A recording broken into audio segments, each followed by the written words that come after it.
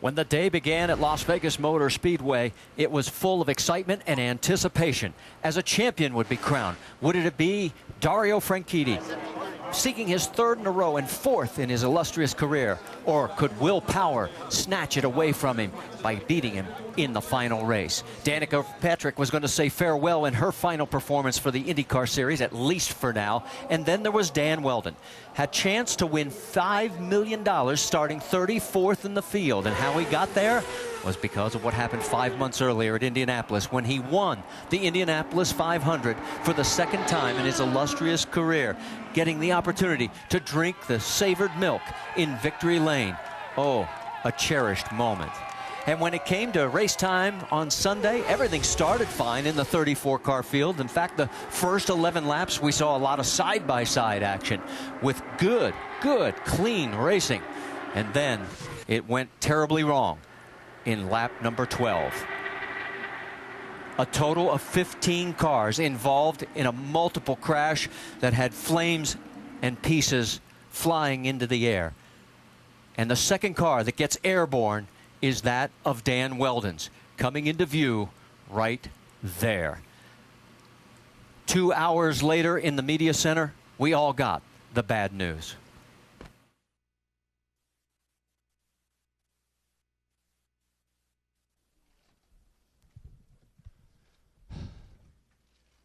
INDYCAR is very sad to announce that Dan Wheldon has passed away from unsurvivable injury.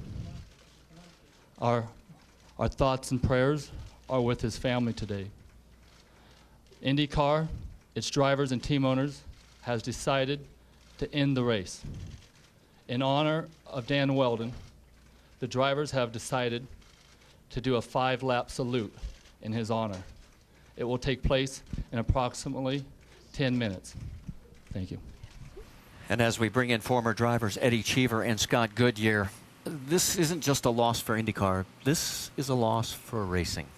It truly is. You know, and as race car drivers, we realize every time we sit inside the car, whether it's practice or a race, that something like this can happen, but you really never think it's going to happen to you.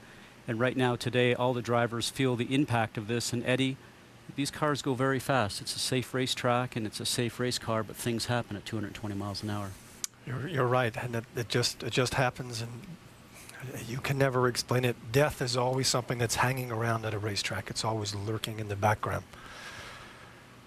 Whenever you lift your guard, even for the smallest second, it'll find its way to arrive. And today was just one of those terrible days that you could look back and say it could have gone differently, but a great race car driver is no longer here.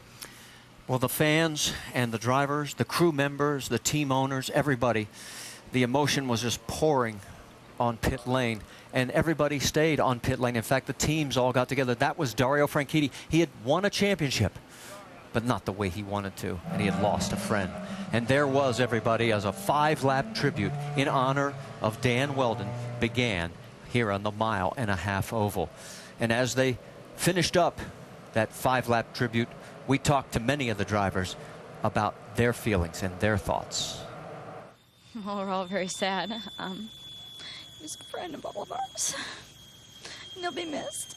And I just feel for his family. I'm angry, I'm sad, I'm so many things. I felt everything was wrong, and I don't know, just you know, I'm gonna remember really good things from him at Indy, and you know, he's my little brother from another mother, and I don't know, can't believe it, that's all. It was one of my best friends and one of my greatest teammates back in the day, and you know, we don't think about this, Rick. We don't. We race car drivers, we got to block this possibility, and unfortunately when it happens, it's really hard. So days like today, you're like, is it worth it? No, absolutely not. But it's what we push each other, we push ourselves, we push our team to win these races and championships, and it's what drives us forward, man. It's what we love. And then you see that happening to Dan, and you just go, you know what? It doesn't matter. That will be the memory that most of us will cherish and carry with us for a long time to come. Dan Wheldon drinking the milk for the second time in Victory Lane at the Indianapolis Motor Speedway. losing his life 5 months later at the age of 33.